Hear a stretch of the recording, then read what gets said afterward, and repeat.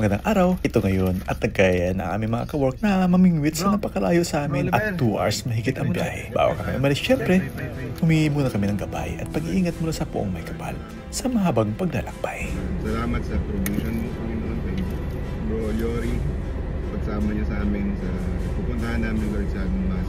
Kunting pahinga kami niyan guys at ako nga rin, di na rin nakatulog. Gabay lang talaga ni Lord na ako ay may lakas na mag-drive at galing pa po kami sa trabaho. Dahil nga po 10 PM ng gabi ang aming usapan na magkita-kita. Ito na nga at nasundo na ang lahat at kami ay babiyahin na rin. Kailangan namin umaga makarating dito dahil maraming araw ang nangingisda dito at paunahan ng pwesto sa parkingan. 1 AM na po kami nakarating. At ayan guys, nandito na nga kami sa aming destinasyon sa Numaso Sisiora Port Fishing Spot. Ito na nga pagkarating namin at sakto na bakante ang parkingan na aming pinarkingan at sa unahan pa kami pumwesto. At sakto malapit sa aming location na kung saan kami pupwesto. Pagkababa ay excited na ang aming kasamahan. Buwaba agad at hinanap ang aming pupwestuhan. Dahil di namin pakabisado at first time namin pumunta dito. At yung kami ay nakahanap at pagdating, inihanda na rin agad ang aming mga fishing rod na gagamitin. Na maaga pa lang ay makarami na. Dumating na rin ang aking kapatid at dito na rin kami nagkita-kita. To make a story short, dito na rin pala nag-aabang ang Tito Pilimo namin. Di niya tunay na pangalan. Di umano'y nag-aabang na sa amin at pinalipat kami ng pwesto malapit sa kanya. At kanya-kanyang paghahanda ng pamingwit ng aming gagamitin. Pagkatapos, inilatag na ang pamingwit. Alas 2 ng umaga hanggang alas 4 ng umaga, hindi pa kami nakakahuli. Aray ko. Lagi man daw, may season na marami ang huli. Minsan kunti lang. Ito, at nagkataon nga kami, false alarm nga ako. Uyang gadol. Aray ko! Yan lang nga, sa kakahintay namin, di kami nawala ng pag-asa. At nag-umpisa na. Sabit lang! Sabit lang!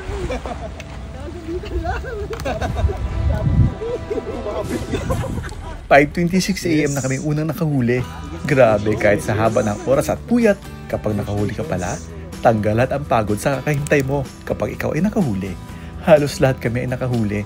Kakatawa guys. Ito naman ay para ma-experience namin kung paano makahuli ng isdang tulingan. Ano yan? Ano yan? Yun o, tanggal na yung antok. Tuli.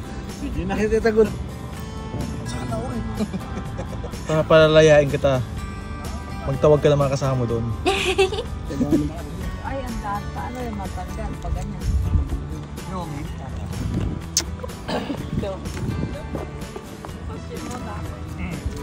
Pagkakakuha ko ng isa, masaya na ako.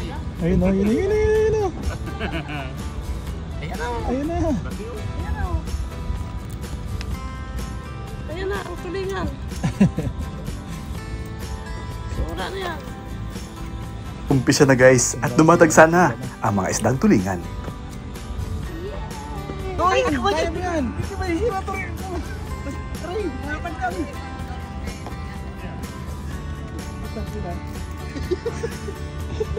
Ay, buo baklas. Ay, yan. Kaya! Ako ba ay, mahina ako. Dapat yung kalit ko ay nakala pa ay.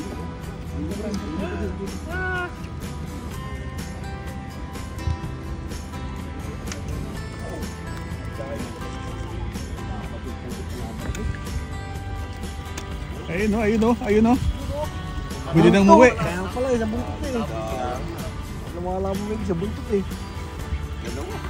Isa lang. Sumipad ko na, tapos na buwan na sa buntot. Ayos na, huwi na. Sa buntot. Opo, 3 na lang. Pwede. Tatlo na. Yan talagang tunay. Yan talagang tunay na sa'yo. Hindi na, masisira ito. Pala ng Walang 2,000 lang. mga po. Nakakahuli pala yung mura lang, ano? Nakakahuli. Hindi pala yun sa pamahala ng pingwit. Pag dito, walang ano, walang mahal. Basta may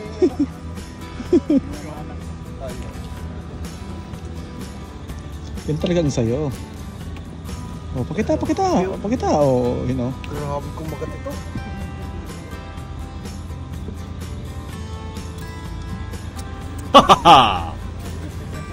Lagyan ko nga ng ano.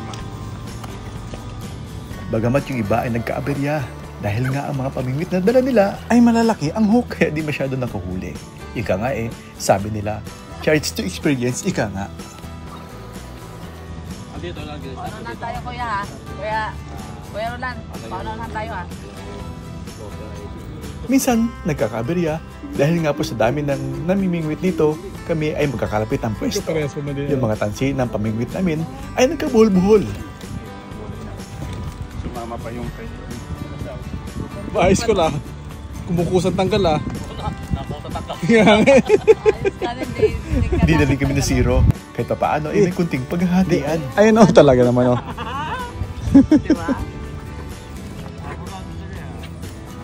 Ina. Yun yung paano kung Baba mo na baba mo. di ba makapagyan o makasagabal sa hapon. Baba mo lang baba mo. Yan.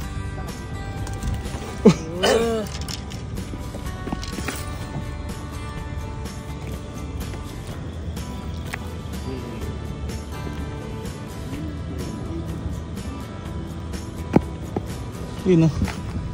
Ayan guys oh. Duguan. Dami na.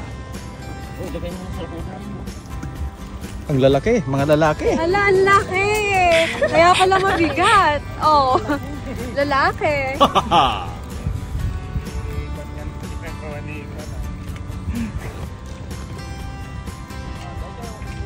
Tapos ginaganyan ko lang siya. Ayun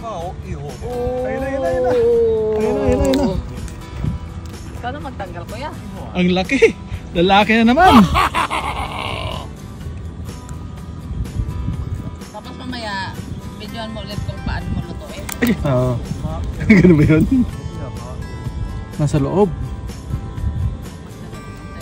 Mahirap pala tanggalin guys, lalo kung nasa pinakaloob ng lalamunan ng isda. Yan. Yes. Success surgery. Successful surgery.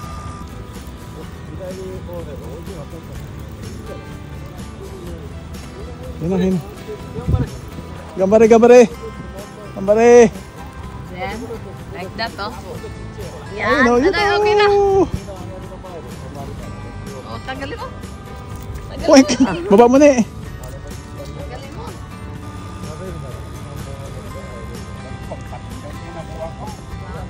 Okay na eh.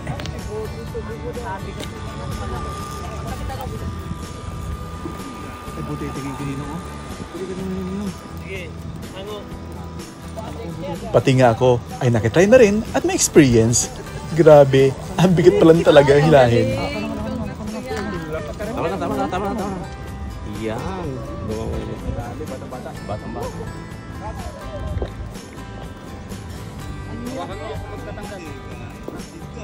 Ingat nga buti eh.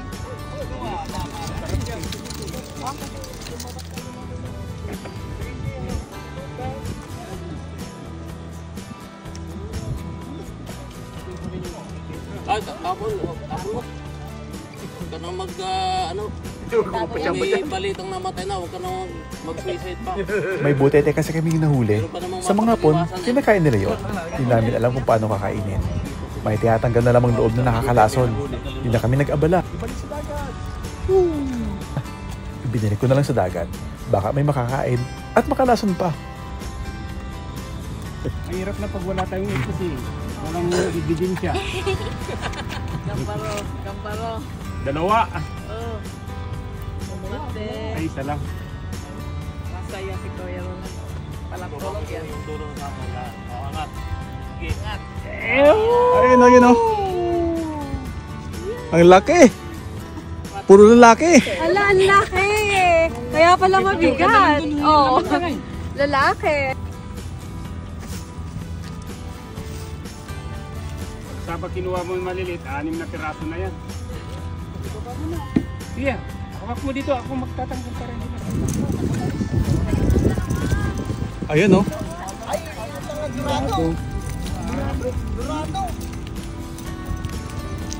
Sigurado sa dinurado. Yan yung... Ayun, mayroon din yung isa oh. Tama mo? Yun yung hindi nakakahuli pero nakakadalawa. Ay, sarap yun bro ah. Ang hangad namin ngayon ay ma-experience namin ang pangingisda at ang connection nito sa pasensya, kalikasan at espiritual. Na kadalasan, ito'y patungkol sa karanasan at kapayapaan sa buhay natin.